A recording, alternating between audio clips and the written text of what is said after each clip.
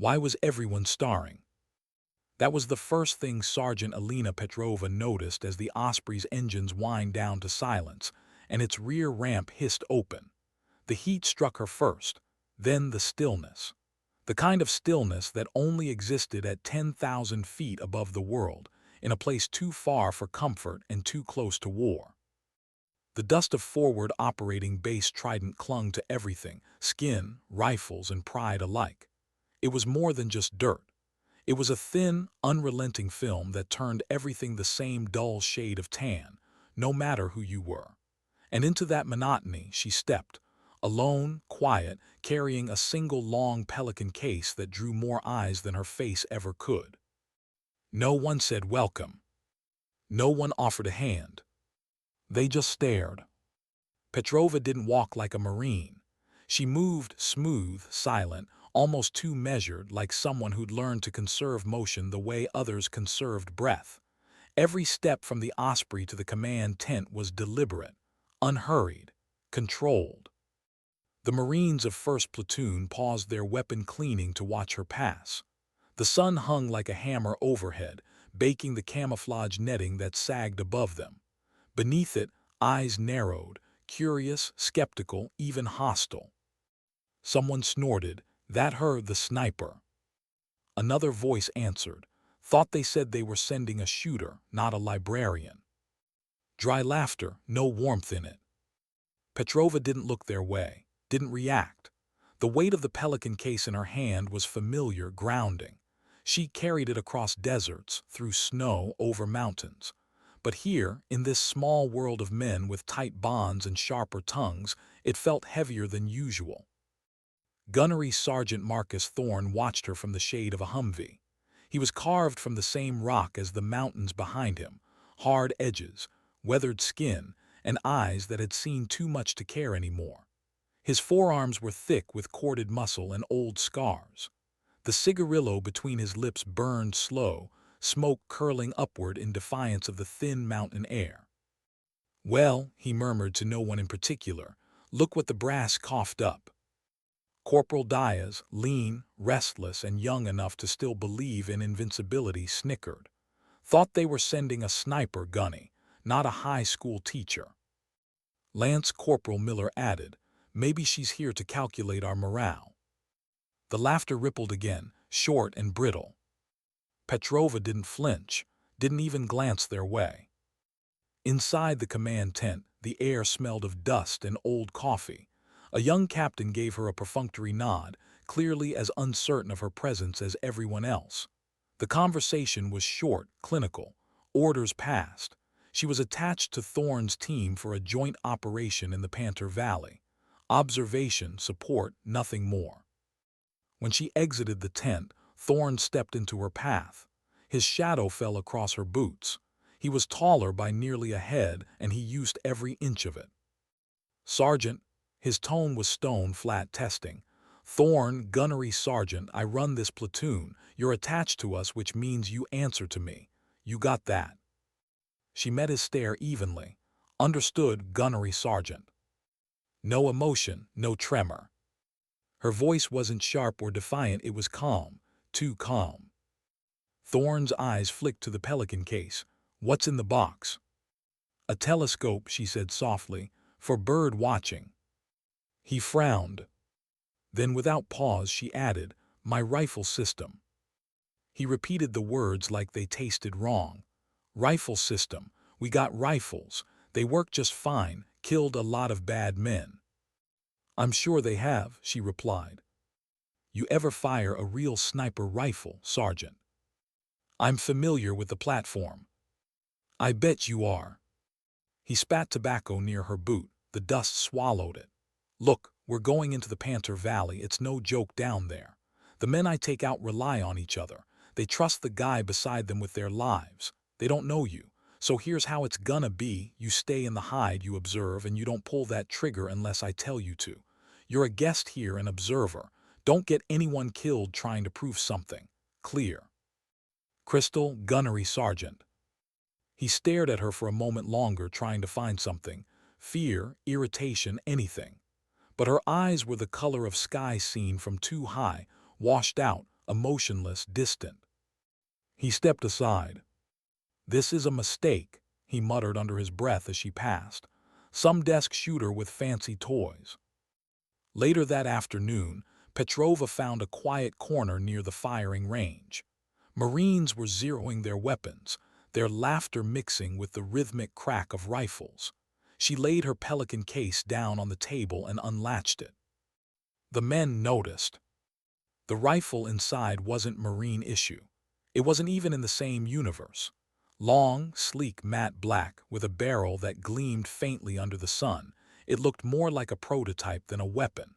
The engraving read Che TAC M200 Intervention, a .408 caliber monster built for one purpose: impossible shots. Miller whistled. "What the hell is that thing? Looks like it fires laser beams." She ignored him, assembling the weapon with a kind of quiet precision that bordered on reverence. Each motion smooth, practiced, exact. The Marines stopped pretending not to stare.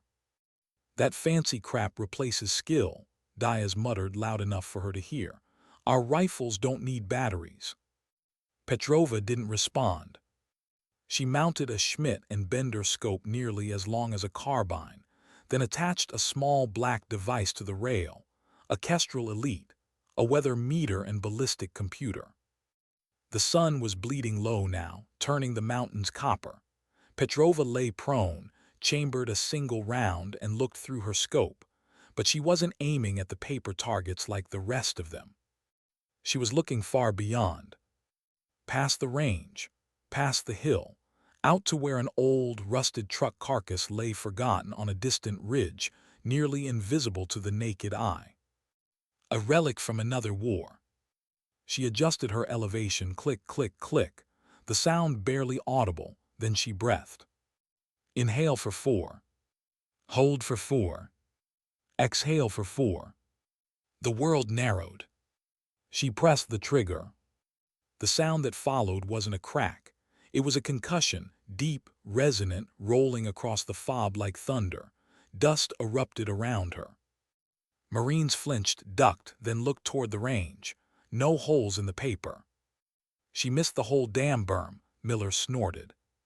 Thorne, watching from a distance, lowered his binoculars slowly. He'd seen it, the distant shimmer of rust turning into dust on the far ridge, nearly 2,000 meters away. He didn't speak. He just turned, jaw tight. He didn't see luck. He saw a problem. The next morning, inside the cramped command tent, Operation Serpent's Tooth was laid out on a flickering satellite map. A valley, empty, scarred, silent. Their target, a high-value Taliban commander, Rashid, known for evading every strike that came his way. They'd insert at night, establish overwatch before dawn and wait. A clean hit, extraction by dusk. At least that was the plan. The captain briefed the team, his voice steady but uncertain. "Primary shooter Diaz, range 1,500 meters, within your limits." Diaz nodded confidently. Thorne sat beside him, stone-faced. Then the captain looked toward Petrova. "Sergeant, your role's observation. You'll be positioned further back. Wider field of view. You're here for secondary overwatch, enemy spotters, drone signatures, anything that moves." Thorne smirked. "Can your science project even see that far?" "The optics are sufficient," she said, eyes on the map. "Good. Then you keep your eyes peeled and let the big boys handle the trigger work." The laughter that followed was softer this time, less certain. When the meeting ended, the Marines moved out with the easy energy of men who'd done this 100 times before. They slapped backs, made crude jokes, checked magazines. All ritual. Petrova stayed behind, still studying the map. Her finger traced the contour lines. She wasn't looking at the target huts. She was looking beyond them, at the peaks, the wind channels, the invisible mathematics of the mountain. She was already there. Already building the shot no one else could see. Outside, the sun dipped behind the Hindu Kush, painting the valley in molten gold. She packed her gear quietly. The others didn't notice the small tremor in her hand as she closed the latches on her Pelican case. It wasn't fear. It was memory. There was something she hadn't told them. Not yet. When she finally stepped into the fatting light, the wind caught her hair, pulled tight in a regulation bun, and whispered across the ridge. Tomorrow she would prove herself. Or vanish trying. The night had teeth. That's what Petrova remembered most. The way the cold bit into every exposed inch of skin as the rotors began to scream. The little birds lifted off the landing pad like angry insects, their strobe lights pulsing red against the walls of rock that hemmed them in. The wind whipped through the open fuselage, stinging eyes and drying throats. Marines sat shoulder to shoulder, helmets tilted down, hands gripping rifles like anchors in a storm. Petrova sat among them, silent. Her pelican case rested between her knees, heavy and steady against the shaking metal floor. No one spoke to her. No one had to. The body language around her said enough. A closed circle, she wasn't in it. Gunnery Sergeant Thorne leaned forward from the bench across, shouting over the roar. "We hit the ridge in 10. Keep your heads down and follow my lead." Diaz flashed a thumbs up. Miller just grinned. Petrova looked past them out the open door. Below, the Hindu Kush stretched in jagged lines and black valleys. Stars burned cold and countless above the peaks. It looked peaceful from up here, almost holy. You'd never know men bled and killed in its shadows. She closed her eyes and breathed. In for 4, hold for 4, exhale. The same rhythm that ruled every shot she'd ever taken. It slowed her pulse, softened the edges of fear until it became something useful. Then the pilot's voice crackled through the headset. 30 seconds. The birds dropped low, rotors chopping the thin air. The ground rushed up, a flash of stone, a blur of sandbags, a world of dust and noise and motion. Go, go, go. Boots hit rock. The rotor wash vanished into the night as quickly as it had come, leaving only the sound of their breathing and the soft click of safety switches. They were alone now, 6,000 feet up a mountain with nothing but wind and darkness for company. The climb began immediately. Thorne led from the front, his pace merciless. The ridge loomed above them like a serrated blade.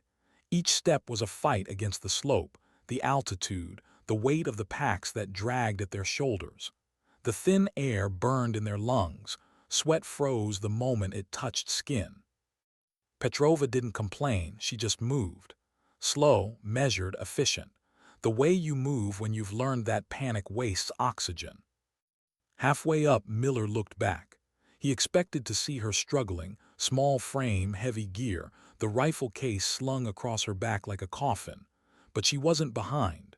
She was ahead, silhouette steady against the rocks, climbing without pause.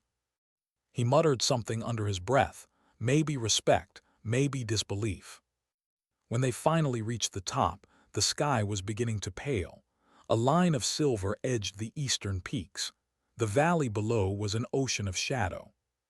Thorne crouched behind a slab of stone, breathing hard, and began issuing orders in clipped whispers. Diaz, Miller, you're on the primary. Range 1,500. Petrova, you and your spot are set up back here. 50 meters left of us. Stay on the net. Don't clog it. Petrova nodded once and moved without a word. Her spotter, Sergeant Davis from Air Force Special Tactics, followed silently. He was the only one who hadn't joined the mockery when she arrived. Maybe because he'd seen her file. Maybe because he'd seen her work. They set up their hide, a small depression between rocks, just enough to disappear. No tents, no comfort, just gravel, cold, and focus. Davis unfolded his spotting scope, aligning it with the valley below. Petrova laid out her rifle like a ritual, every motion precise. Barrel, bolt, bipod, scope. The Che-tac gleamed faintly in the dawn. From the ridge line, Thorne's men watched her through the corners of their eyes. The smirk was gone, but so was any sign of camaraderie. The world below came alive with light. The sun crested the peaks, spilling gold across the valley floor. It was beautiful and deadly. Through the optics, the valley looked endless. Empty huts, dry riverbeds, scattered scrub. Nothing moved except the heat shimmering off the stones. For hours they waited. The silence became a thing of its own. It pressed down like weight. Radios hissed occasionally with quiet updates. Nothing moving, wind shifting west to east. Davis watched the mirage forming, the way the air bent light like water. "Wind's changing," he murmured. Petrova nodded, already adjusting her dials. Her eyes never left the scope. To the Marines it looked like nothing, just a woman staring through glass, fiddling with knobs. To Davis it was art. She was reading the wind not through instruments but through movement, the way heat swayed, the way dust spiraled. Thorne crawled over after a while, binoculars slung around his neck. "You seeing anything useful back here, Sergeant?" "Not yet, Gunnery Sergeant." "Good, keep it that way. If something happens, you call it in. You don't act on your own, understood?" "Yes, Gunnery Sergeant." He gave her one more look, searching for attitude, for ego, for anything. He found nothing. That bothered him most. He returned to his position. Time crawled. The sun climbed higher.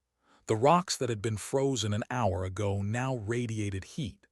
Mirage thickened, dancing waves that turned distance into illusion. At 9:30 the call came. "Movement north approach," Diaz's spotter whispered. "Dust plume, 2 vehicles." Every rifle turned as one. Through her scope, Petrova saw them. 2 Toyota pickups winding along the dry riverbed, sunlight flashing off windshields. The kind of trucks that had carried war through these mountains for decades. The convoy stopped near the cluster of ruined huts. Men climbed out, 8, 9 figures all armed. "Got him," Diaz said. "Stand by for positive ID." Thorne's breathing slowed. This was the moment. The valley felt smaller now, heavier.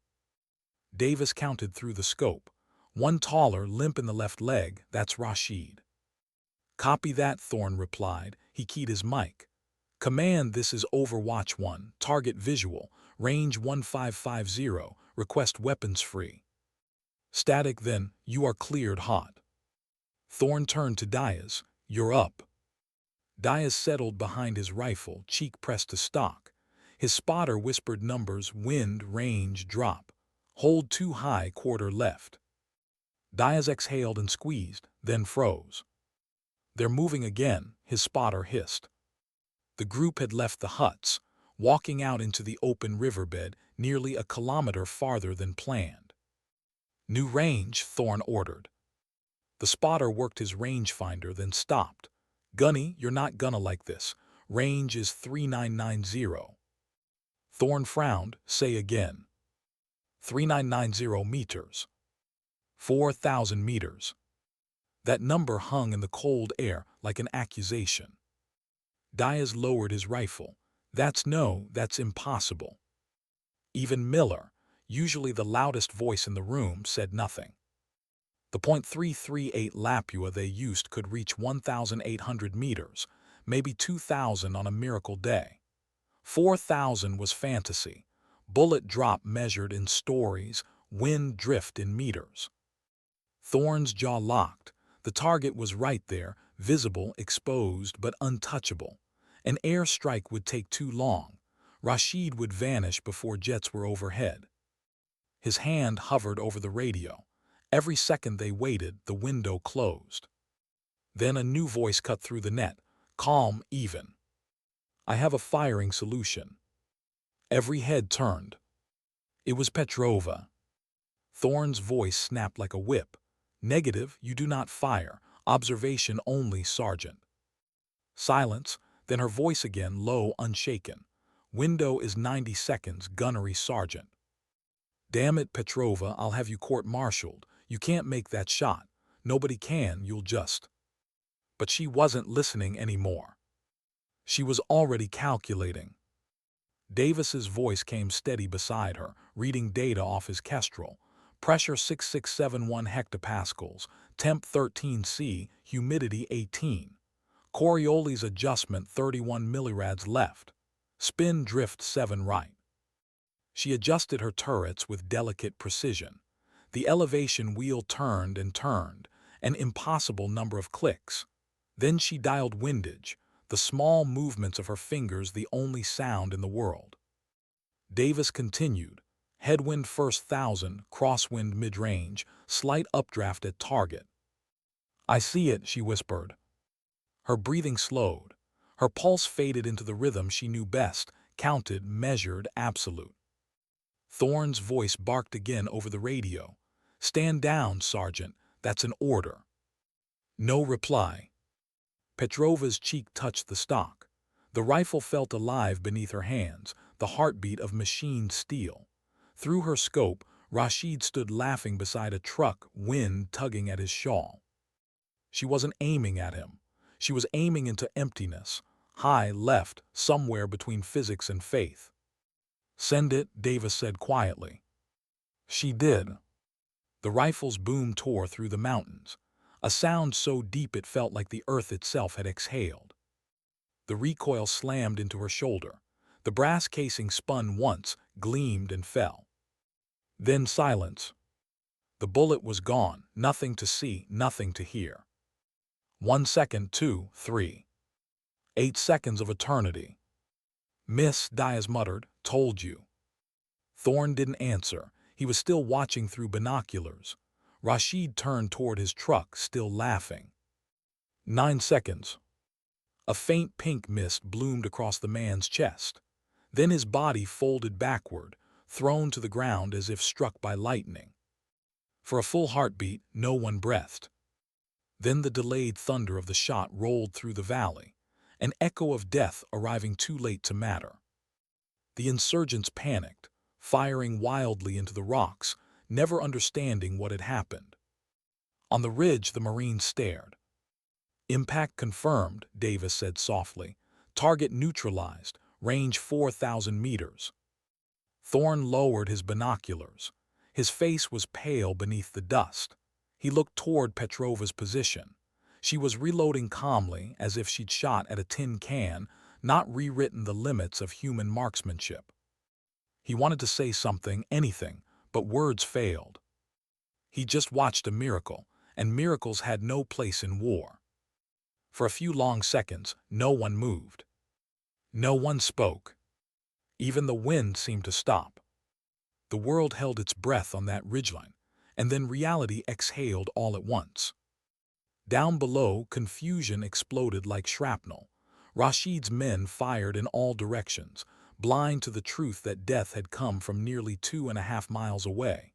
They shouted in panic, searching the cliffs, praying to ghosts. Up on the ridge, the Marines stared through their optics, not quite believing what their eyes had seen. Miller was the first to speak, his voice cracking. Did she just? Diaz interrupted, whispering as if afraid to break whatever spell hung over them. 4,000 meters. Davis was calm, composed, his eyes still glued to the spotting scope. Confirmed impact. High-angle cold-bore shot, target down, single round. Gunny Thorne said nothing. He lowered his binoculars slowly, his mind refusing to keep up with what he'd witnessed. Every part of him, the Marine, the leader, the cynic, rejected it. Shots like that didn't happen. They weren't possible, not in these conditions, not in this wind, not in reality. And yet there he was, Rashid, lying motionless in the dirt. A perfect shot. Thorne's throat felt dry as dust. His knuckles ached from gripping his rifle too tight. Around him, his men shifted uneasily, still stunned.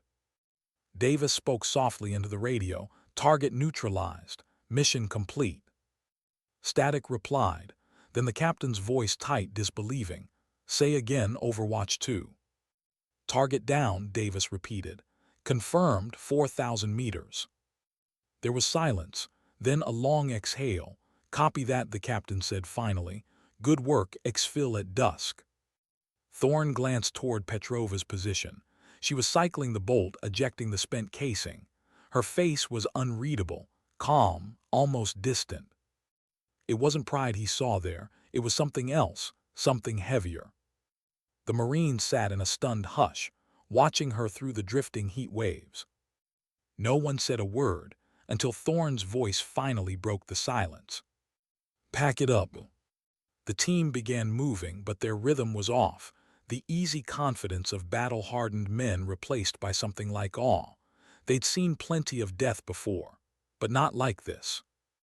Petrova and Davis worked methodically, breaking down the rifle, sealing it back in its case. The metallic clicks and snaps echoed softly in the vast emptiness. Thorne approached, his boots crunching on gravel. He stopped a few feet from her, searching for words. "Who the hell are you?" he asked quietly. Davis answered before she could. "She doesn't talk about it much, Gunny, but she's been doing this longer than most of us have been in the Corps." Thorne frowned. "What unit?" Davis hesitated, his gaze distant. "Back in Cunnar. She was with a special projects team. They got ambushed, pinned for 2 days on a ridgeline, everyone wounded except her. She held them off alone, picked off an entire company one by one.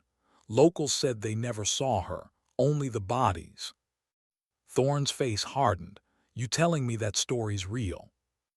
Davis nodded slowly. "They called her a name. It's stuck in the intel reports." "What name?" The airman's voice was quiet, almost reverent. "They called her Prizrak, the ghost." Thorne stood still. The word hung in the air, heavy and cold. He didn't respond. He just gave a curt nod and walked away. Behind him, Petrova slid the last latch on her case and stood. She didn't look at him, didn't look at anyone. Her eyes stayed on the horizon, the same direction her bullet had traveled. The sun was dipping behind the peaks when the call for extraction came through. The little birds would return at 1900. They had 30 minutes to descend to the LZ. By the time the rotors thundered back into the valley, the Marines were already waiting, silent shapes in the fading light.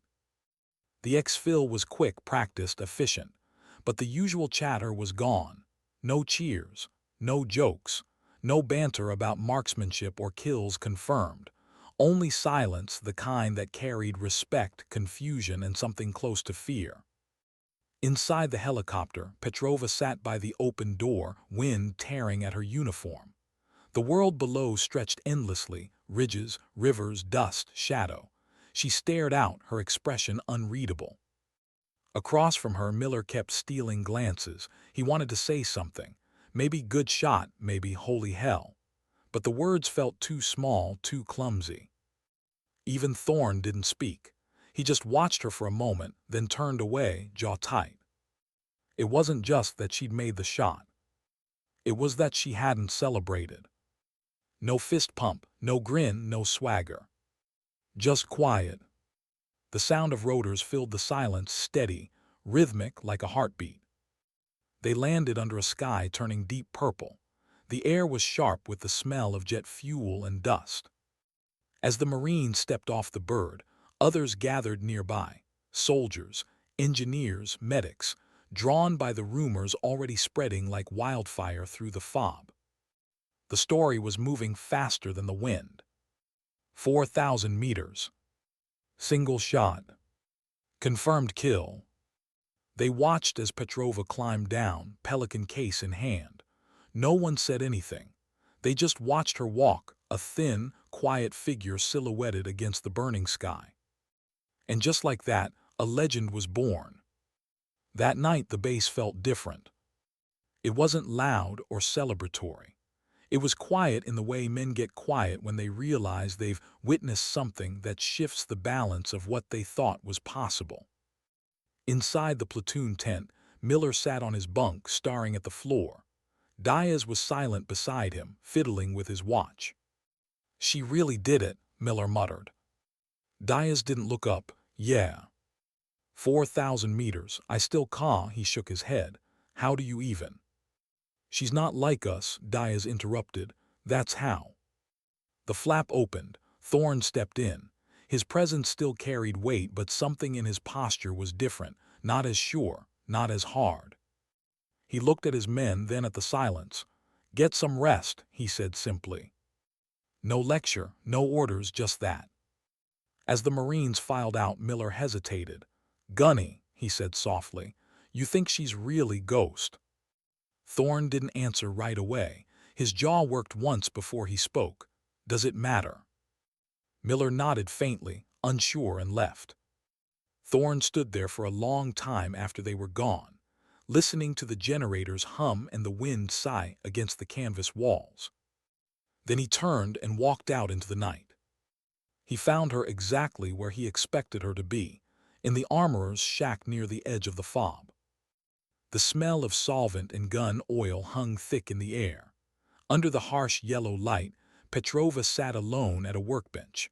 Her rifle was in pieces before her, every component aligned perfectly on a clean cloth. She didn't look up when he entered. For a full minute, Thorne just stood there, watching. She moved like a surgeon, patient, deliberate, precise. The sound of metal brushing against metal filled the silence, a rhythm that spoke of ritual more than maintenance. Finally he cleared his throat. "Sergeant." She glanced up.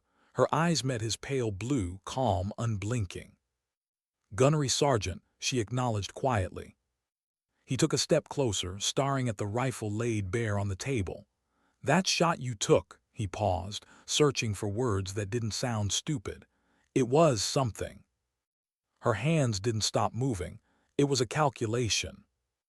"That wasn't calculation," he said softly. "That was art." She said nothing. Thorne looked at the weapon again, the long barrel, the gleaming bolt, the precision that made it more instrument than gun. "Custom load." She nodded. "Hand-loaded. 275 grains of H50 BMG. Monolithic solid projectile, machined copper-nickel alloy, low drag coefficient." He exhaled, a small laugh escaping. "You talk about bullets the way some people talk about prayer." For the first time she smiled, barely. "Same thing sometimes." Thorne hesitated, then reached into his pocket. When his hand came out, he was holding a small brass coin, his personal Force Recon Challenge coin, edges worn smooth from years of service. He placed it on the table beside her rifle. She looked down at it, then up at him. "That was good shooting," he said. The words were simple, but they carried the weight of a man swallowing his pride. "Damn good shooting." She nodded once, not proud, not surprised, just acknowledging the truth of it. Thorne turned and walked toward the door. He paused there, back still to her. "You know," he said quietly, "I spent half my life thinking control meant being the loudest voice in the room. Today you taught me something different." Then he left. Outside, the wind had died down. The mountains loomed in silence. Petrova sat for a long time after he was gone, the coin gleaming softly beside her rifle. She picked it up, weighing it in her palm, solid, heavy, real. A symbol not of command, but of respect. Through the window, the first faint hint of dawn touched the peaks. She poured a packet of instant coffee into her canteen cup, added hot water, and took it outside. The air was sharp, the kind of cold that made breath visible. She leaned against the wall, sipping the bitter drink as the sun rose over the ridge, the same ridge where she had rewritten the limits of a bullet's reach. And for the first time in a long while, she allowed herself to feel something close to peace. Because sometimes dignity doesn't speak. It simply acts. By morning, the story had already outrun the sun. 4,000 meters, one shot. That was all it took for the rumor to become a myth. Across the forward base, men and women repeated it in half-whispered awe. Some said they'd seen it happen. Others swore they'd heard the bullet pass overhead, even though the physics made that impossible. Each retelling added something new: the wind, the distance, the silence before the kill. And at the center of it all, Sergeant Elena Petrova sat quietly at a small folding table in the corner of the mess hall, sipping coffee that had long since gone cold. She didn't read the looks anymore. She could feel them. The subtle weight of attention that followed her like a shadow, curious, admiring, disbelieving. When she'd arrived here, silence had meant rejection. Now it meant reverence. Neither felt comfortable. "Is it true?" A voice asked from beside her. Petrova looked up. A young Marine, barely old enough to shave, stood awkwardly, tray clutched to his chest. His uniform was too clean, his boots too new. "Is what true?" she asked. He swallowed. "That you made the shot 4,000 meters." Petrova's expression didn't change. "Who told you that?" He shrugged, embarrassed. "Everyone." She held his gaze for a moment, then looked down at her coffee. "Rumors travel faster than bullets." He blinked, unsure if that was a yes or a no. Before he could ask again, she stood, nodded politely, and left her tray where it was. The boy watched her go, shoulders sagging with the realization that legends don't always want to talk. Outside, the air was crisp and thin. The peaks rose like jagged teeth against a pale blue sky. Petrova walked the perimeter of the base, the rhythmic crunch of gravel under her boots grounding her thoughts. The rifle range was empty this time of day, just the smell of brass and the faint echo of yesterday's gunfire. She found herself drawn there anyway. At the far end of the line stood Miller, alone, firing slow, deliberate shots at a distant steel plate. His form wasn't bad but not steady. Too much muscle, not enough patience. He noticed her before she spoke, straightening instinctively. "Ma'am, Sergeant." Petrova stopped a few feet behind him. "You're pulling right." He frowned. "What?" "Your trigger hand," she said softly. "You're tightening just before the break. It drags the shot right." He blinked, looked down at his grip, and tried again. The rifle barked. The round hit dead center. He turned, a little stunned. "How'd you even?" She gestured faintly toward the rifle. "It talks, you just have to listen." He smiled awkwardly. I brought you something the other night. Coffee. I wasn't sure if you—" "I did," she interrupted gently. "Thank you." The young Marine looked like he wanted to say more but couldn't find the words. Finally, he just nodded. "You ever teach, Sergeant?" Petrova's eyes softened. "Once." He didn't press. She turned to leave but paused halfway. "Don't aim to hit. Aim to understand what the rifle wants. The bullet doesn't lie, people do." And then she walked away. Miller stood there for a long time, staring at the target, the words echoing in his mind. By evening, Thorne found her sitting on the edge of the base wall, legs dangling above the rocky slope, watching the sunset paint the mountains in shades of red and gold. He walked up beside her, silent for a few moments before speaking. "You always sit alone." "Usually." He nodded, looking out at the horizon. "The men are still talking about it. I heard someone say they're gonna name the range after you." "That would be a mistake." "Why that?" "Because legends make people forget the cost." He glanced at her, trying to read her face. "You mean the kill?" She shook her head. "No, the silence afterward." They sat in stillness. The wind brushed the wall, carrying the faint smell of cordite and cold stone. Thorne leaned on his knees, exhaling slowly. "You know I didn't want you here." "I know." "I was wrong," he said simply. "I know that too." He gave a short, humorless laugh. "You don't make it easy, Sergeant." "Neither does gravity," she said, and he caught the faintest hint of a smile. He studied her profile, the calm, the discipline, the distance. "They called you Ghost," he said finally. "You don't like that name, do you?" Her eyes stayed on the horizon. Ghosts don't get to like or dislike anything. They just stay where they were left. Thorne frowned. "Where were you left?" She didn't answer right away. Her fingers brushed the edge of the wall, feeling the rough stone beneath her skin. "Cunnar," she said at last. 2 winters ago, team of 5. Recon and special projects. We were monitoring a convoy route, thought we'd stay 2 days. It became 6, then 8, then just me." Her voice was steady, but something in it cracked faintly. "They never found the others," she continued. "Too remote, too dangerous. The insurgents never came close again, though. They said the mountain was cursed, that there was a spirit watching." She looked at him then, the first real look since she'd arrived at Trident. That's where the name started. Thorne's throat tightened. You survived alone.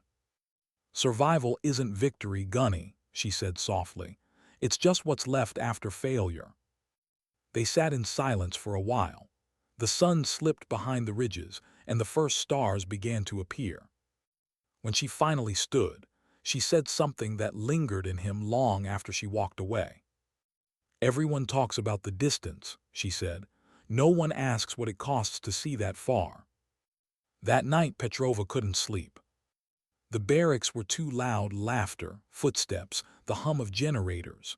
She got up, pulled on her jacket, and stepped outside into the frozen dark. The mountains were a shadowed ocean around the base. Somewhere far below, the valley where Rashid fell lay silent again.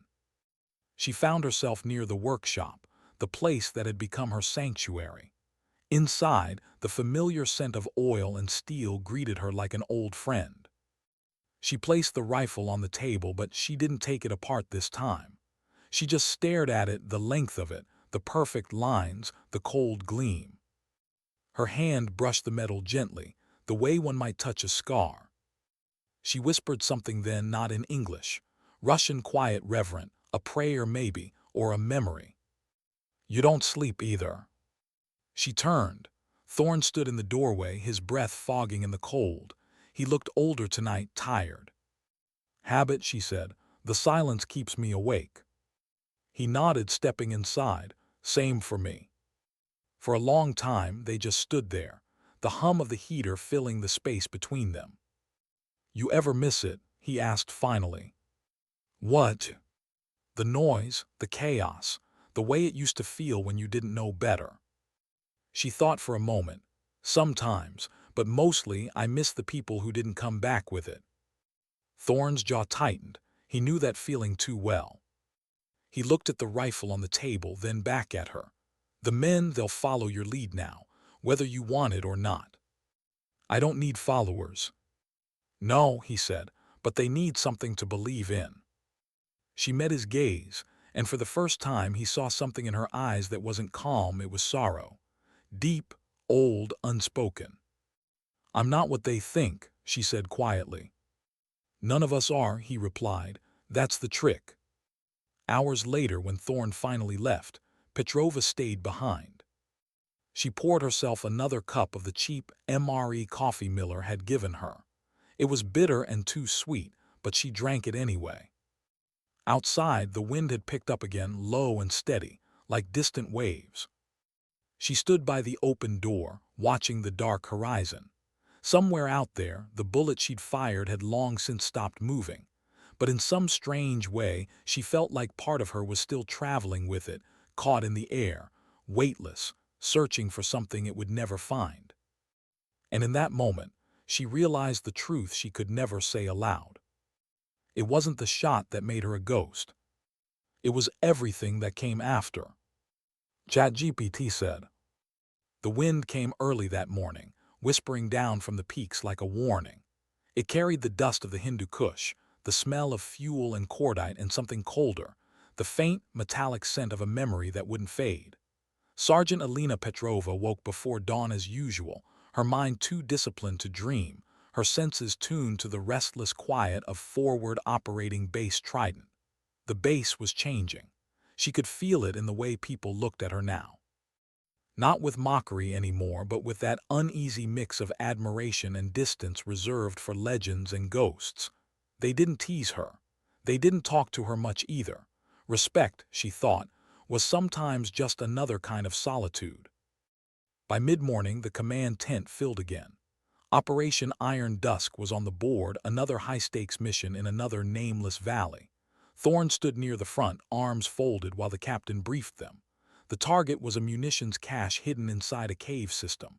The terrain was hostile, thin ridges, crosswinds, no safe exfil route if things went wrong. Perfect conditions for disaster. Petrova stood in the back, silent as always, listening, calculating. When the captain finished, Thorne looked her way. His eyes were different now. The hostility was gone, replaced by something closer to trust, though neither of them said the word. You're coming, he said simply. No hesitation, no argument, she nodded once. They prepped in silence, the kind that feels heavier than words. Davis, her spotter, checked his optics while Petrova inspected her rifle, wiping the lens of her scope until it gleamed like water. She heard Miller somewhere outside joking with Diaz, their voices softer now, tempered by what they'd witnessed days earlier. The team loaded onto the bird at dusk. The ride was rough, the mountain wind fighting the rotors all the way up. Inside, Petrova sat across from Thorne, their knees nearly touching. Neither spoke. But for once, it didn't feel like tension.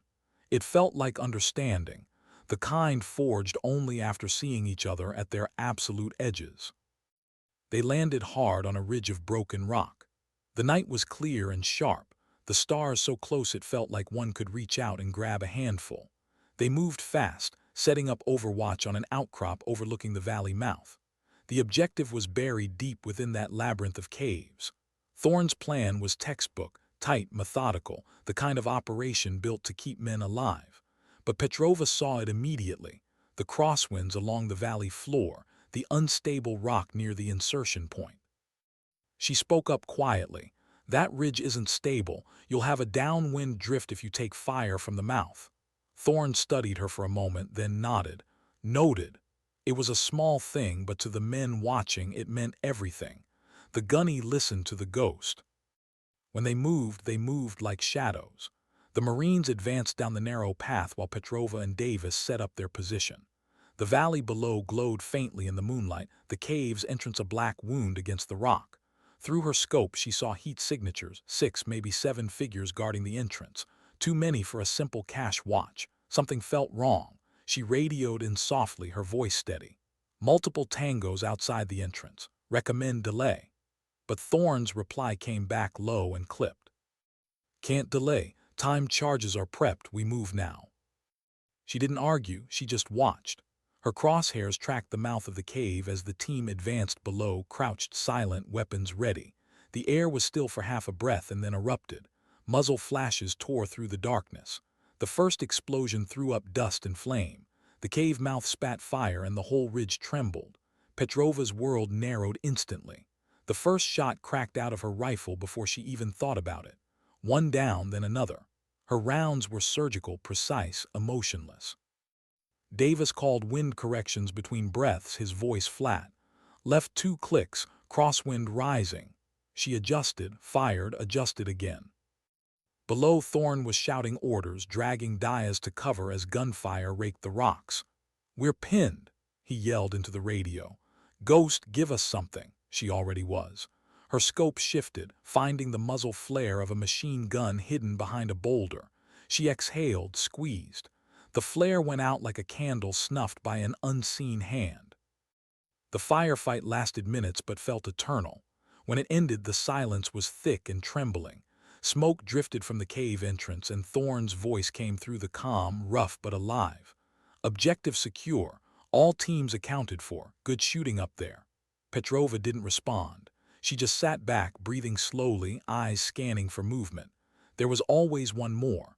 There was always a last one waiting. They regrouped near the extraction point before dawn.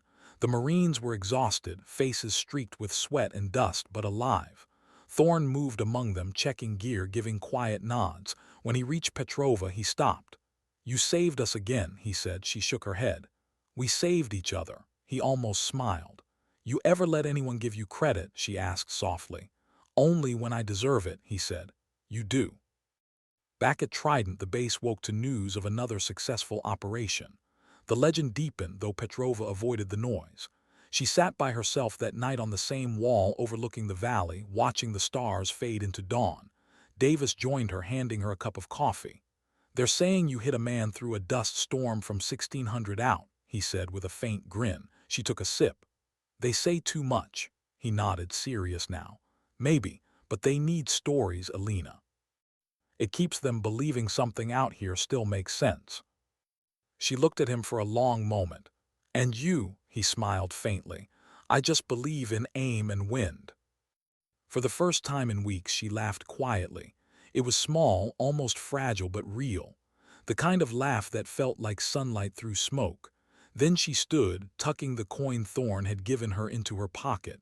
"Tomorrow?" she asked. Davis nodded. "Tomorrow."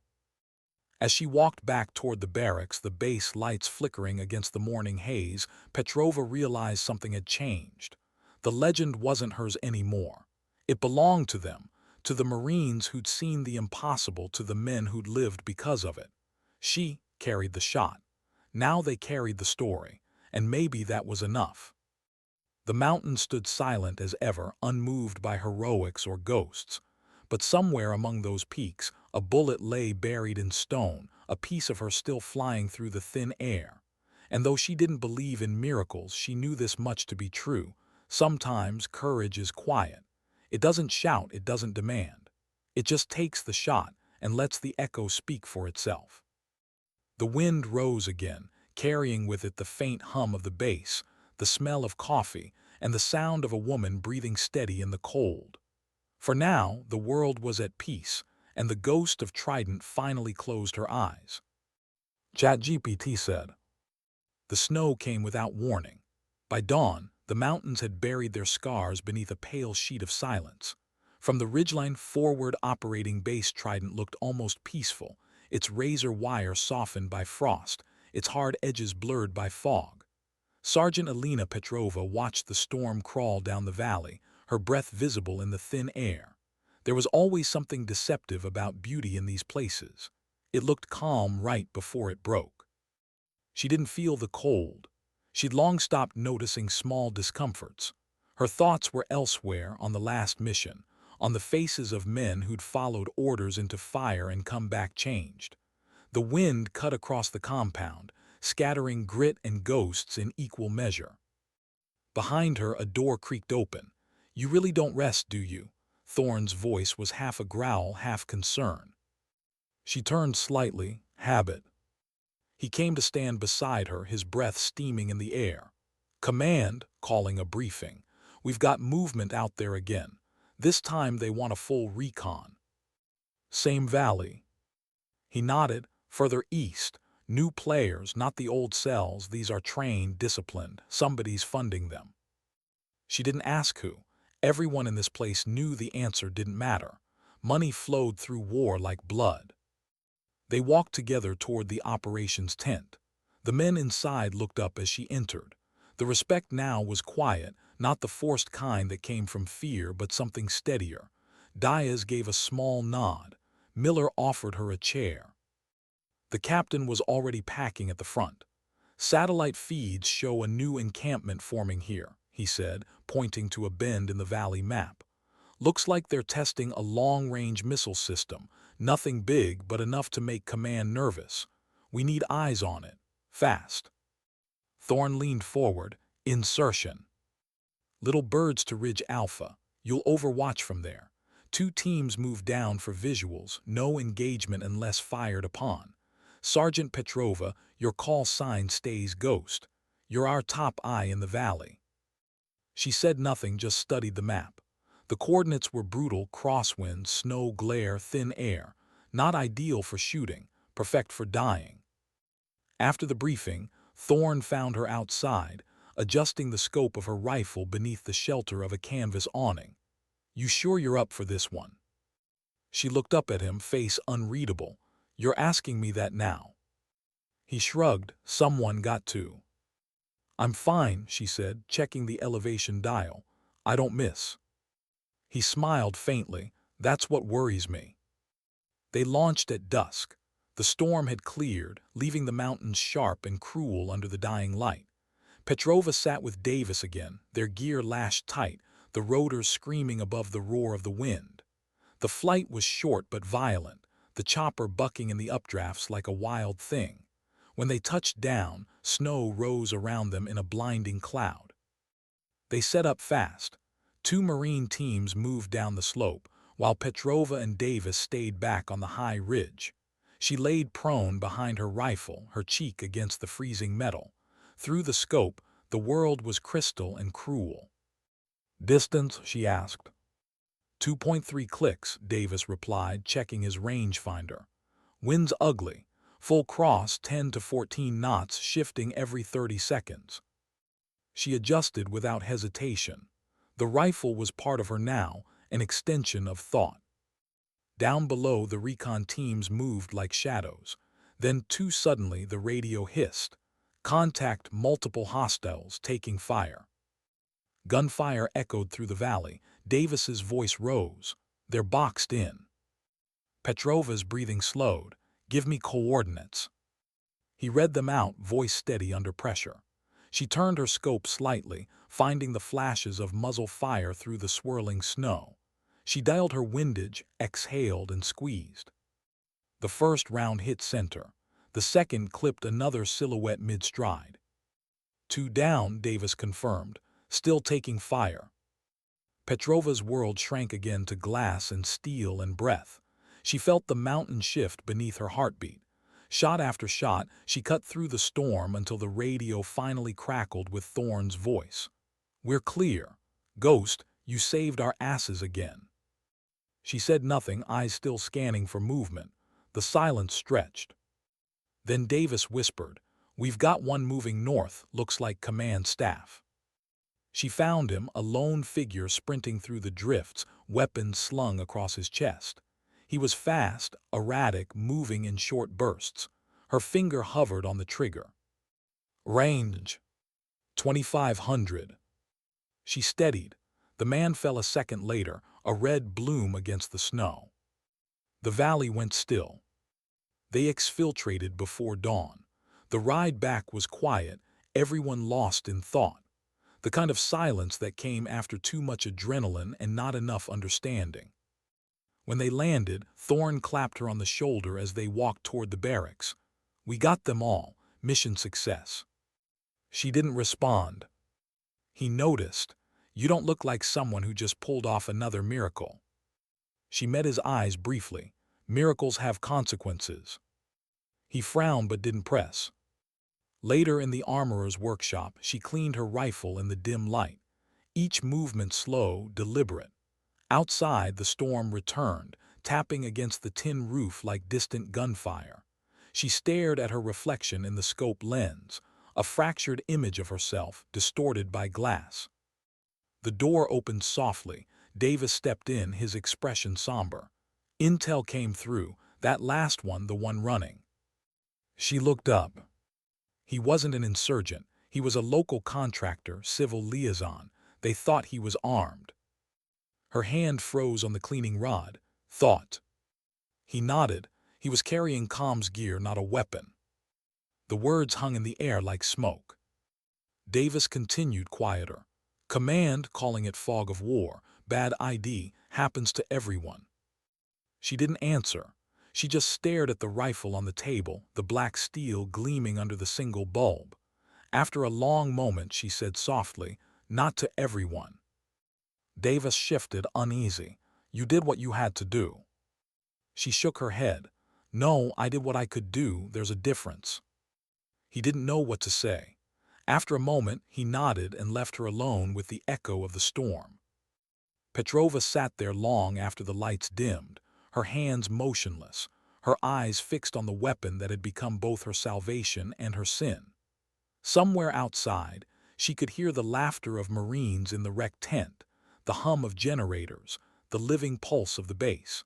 And she wondered, for the first time, if the thing that made her legendary was also what would one day destroy her. She reached for her cup of coffee, the same bitter powder Miller had given her weeks ago. It had gone cold, untouched. She poured it out into the dirt, watching the dark liquid sink and vanish. Then she whispered to no one, the mountain always takes something back. The wind howled outside, carrying away her voice, scattering it across the frozen ridges where no one could ever find it again. Dawn came in pale and cold. The snow that had fallen the night before was already turning to ice, crunching under boots, clinging to the edges of the wire. Forward operating base Trident woke slowly. The cough of generators, the bark of orders, the rattle of weapons being cleaned. The rhythm of another day at the edge of the world. Petrova moved through it like a ghost, the hood of her parka pulled tight against the wind. She went first to the range, as always. Her rifle waited where she had left it the night before, gleaming faintly under the harsh fluorescent light. Every motion of her hands was measured: bolt, chamber, scope, breath. There was no ceremony left, only habit. When Davis found her, she was already prone, glassing the white ridges beyond the base. "You didn't sleep," he said quietly. She didn't look up, neither did the wind. He crouched beside her. For a long time they watched the horizon together, saying nothing. Then he broke the silence. "They cleared you." "Of course they did. They said the man in the snow was carrying encrypted data, that he was transmitting coordinates." She didn't answer. "It means the mission stands," he continued. "No reprimand, no hearing." Petrova's finger traced the edge of the scope. The skin around her nails cracked from cold and solvent. "That doesn't change what I saw through the glass." Davis hesitated, then set a small folded sheet of paper on the bench beside her. "Command wants us for something else. They're calling it Project Mosaic. Recon, Overwatch, human factors. You and me both." "Another ghost story," she murmured. He smiled faintly. "That's all this place ever tells." By noon she was in the briefing room again. The captain looked older, wearier. Thorne stood to his left, jaw tight, hands clasped behind his back. The map projected on the canvas wall showed a cluster of coordinates in the mountain pass northeast of Panther Valley. "This isn't a hit," the captain said. "It's a rescue." Thorne spoke next. "A recon bird went down 2 nights ago. 2 survivors, maybe 3. They're pinned near the pass. We get them out before weather buries them." He pointed to the ridge line where Petrova would set up. "You'll have Overwatch the whole time. If anything moves, you call it." Her eyes studied the contours. "We move at night." Thorne nodded. "We move at night." He didn't say it, but everyone knew why. The enemy owned daylight. They lifted off under a starless sky. The helicopter's blades carved the darkness, throwing up a halo of snow and dust. Inside, the men sat silent, eyes closed, lips moving in quiet prayer or curse. Petrova checked her rifle twice, then once more for no reason at all. Her thoughts were steady now, stripped down to breath and rhythm. When the bird banked, she caught sight of Thorne across from her, his face lit by the faint red glow of the cabin lights.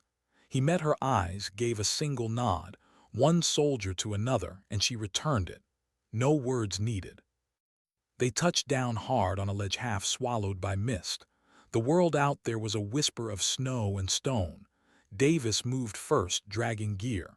Petrova followed, already scanning. Nothing but the hiss of the wind.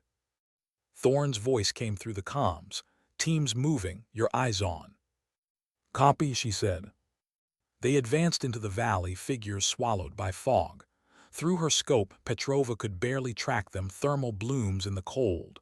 The storm thickened, snow falling sideways. Then faintly movement. Not her team. Different gait. Too deliberate. "Contact 3 o'clock ridge. 2, no, 4 figures," she whispered into her mic. Thorne's response came tight and fast. "Visual. Armed, watching the crash site. Hold your fire." Her finger rested against the trigger guard, steady, patient. The wind howled. The storm grew teeth. Seconds crawled into minutes. Then muffled gunfire in the valley. The ambush came sudden and close. Thorne's voice broke through static. "We've got wounded. Extraction hot." Davis was already calling ranges. 1800, winds quartering left. Petrova adjusted, her cheek pressed to the frozen stock. She could barely see through the swirling snow, just a flicker of movement, a muzzle flash, the faint outline of a man crouched behind a ridge. She squeezed.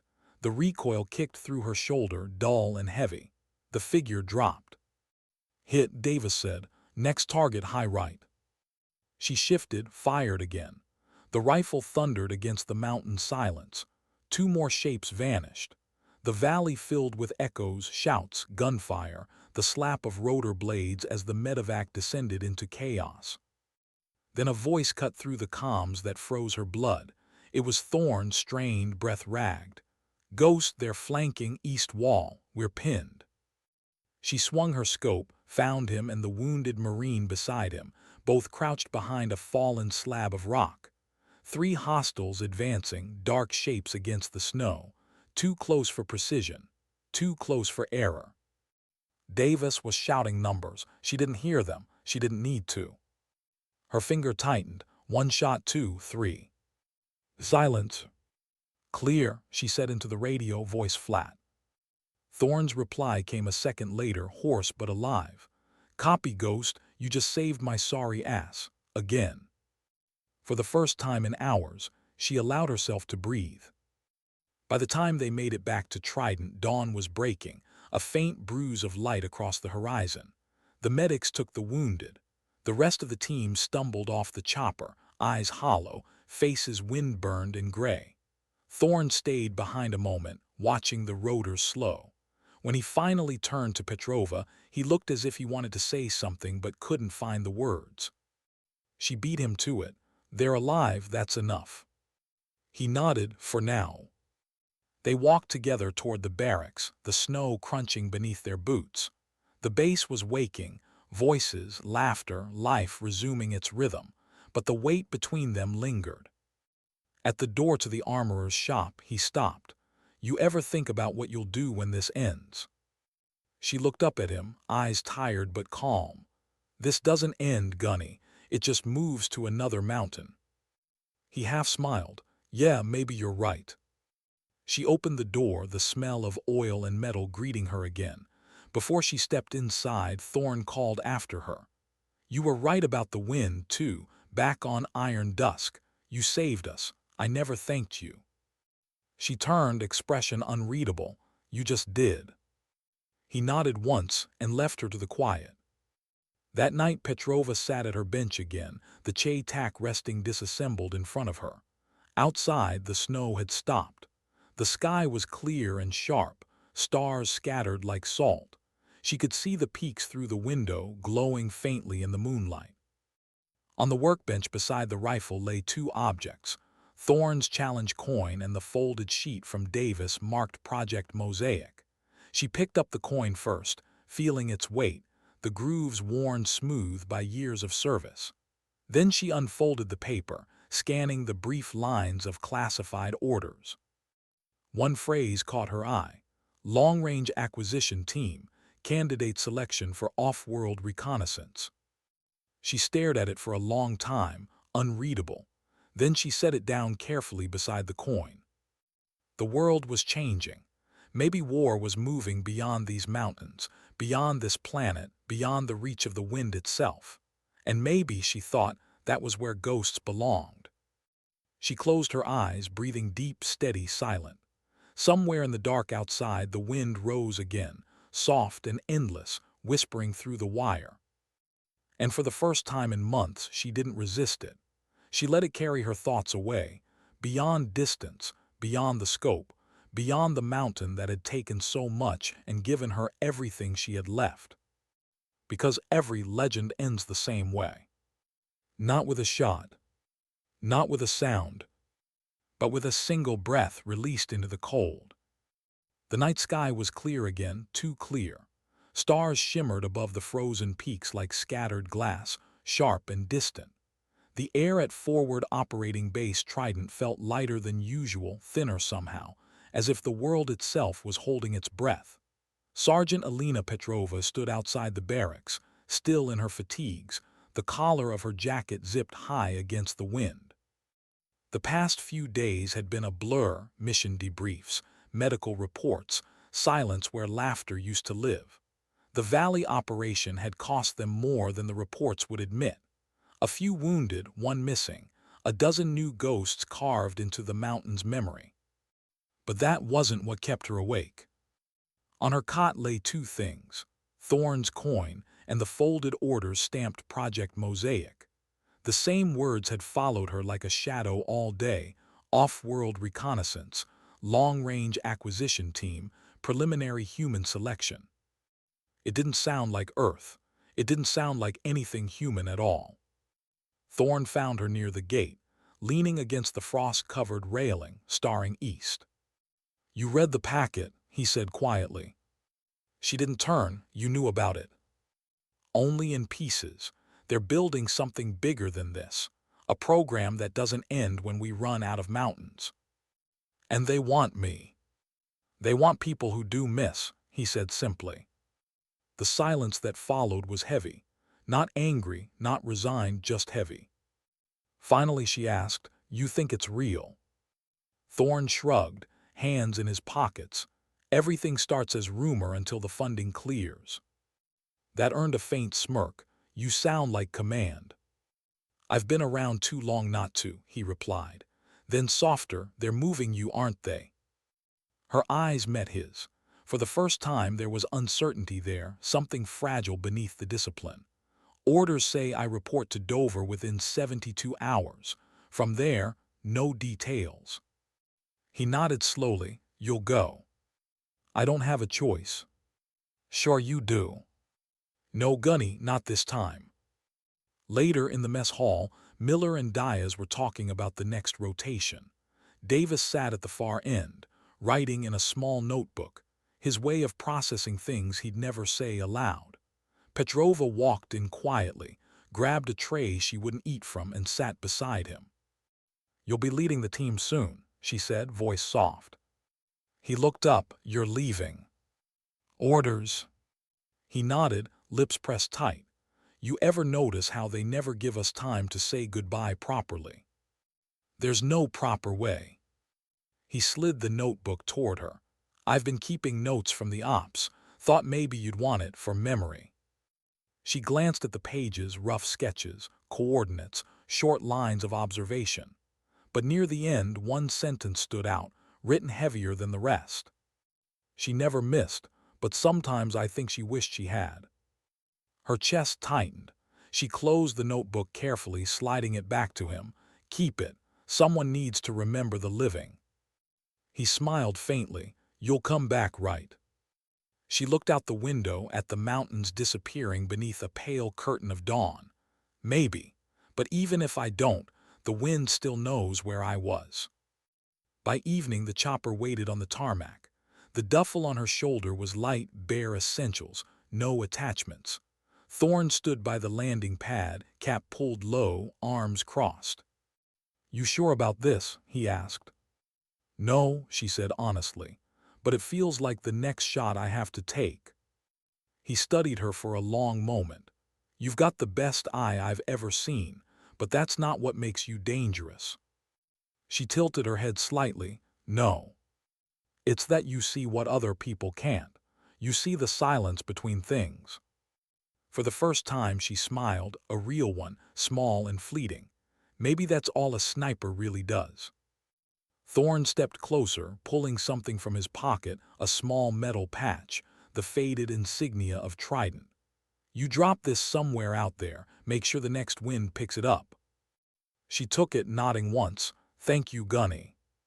For what? For believing I existed. The rotors began to spin, the sound deepening into a thunder that swallowed words. She turned toward the chopper, then paused. Thorne. He looked up. She raised a hand, the gesture crisp, almost formal. For what it's worth, you were the only one who ever saw past the distance. And then she was gone. The flight to Dover was long and silent. Below her, the world spread out like a sleeping thing, cities glowing faintly in the dark, rivers reflecting the moonlight like veins of silver. She thought about the mountains, about the wind, about the man in the snow she hadn't meant to kill. She thought about the 4,000-meter shot that changed everything, and how distance had never been her real enemy. It was time. Time that never stopped moving, that never looked back. At 30,000 feet, she finally closed her eyes. Months passed. Rumors spread through Trident like wildfire. Ghost had been reassigned. Ghost was training a new unit. Ghost was dead. Thorne never confirmed any of them. Sometimes, late at night, he'd walk to the ridge and look east, toward the mountains where she'd once taken her first impossible shot. The air was colder there, sharper, cleaner. He'd stand in silence, listening not for words, not for wind, but for that faint, impossible echo. And sometimes, when the clouds were thin and the stars were out, he swore he could still hear it. The whisper of a rifle's report stretched across miles, reshaped by time into something softer like a heartbeat or a promise. Far away, in a facility buried beneath another mountain entirely, a woman stood alone before a glass window. Beyond it, the earth curved in the distance, blue, fragile, perfect. She wore no insignia now. No rank, no name tag, just the stillness of someone who'd seen too far to return. A voice behind her spoke softly. "They said you were the best marksman alive." "I was never chasing that," she replied. "What were you chasing?" She didn't turn. "Peace." The technician hesitated. "And did you find it?" She looked at the curve of Earth again, that fragile sphere floating in the dark, both infinite and small. "Not yet," she said, "but I know where to aim." The window reflected her face, calm, older now, but in her eyes there was still that same steady fire. The one that said she hadn't missed, not once. Back at Trident, the wind moved through the wire fence like a whisper of memory. Davis, now Sergeant Davis, led a new team through the range. A fresh recruit struggled with his rifle, cursing under his breath. Davis crouched beside him, adjusted his grip, and said quietly, "Don't fight it. Listen to it. The rifle talks if you let it." The recruit frowned. "Who taught you that?" Davis smiled faintly. "Someone who never missed." He looked out over the valley, endless, cold, and beautiful, and for a moment he thought he saw her again. A figure on the far ridge, motionless against the wind. Then it was gone, like breath fading into the snow. And maybe that was how legends really ended. Not in noise, not in fire, but in the quiet act of being remembered. Because sometimes dignity doesn't speak. It simply acts. And the echo, the one left behind, is enough to move mountains.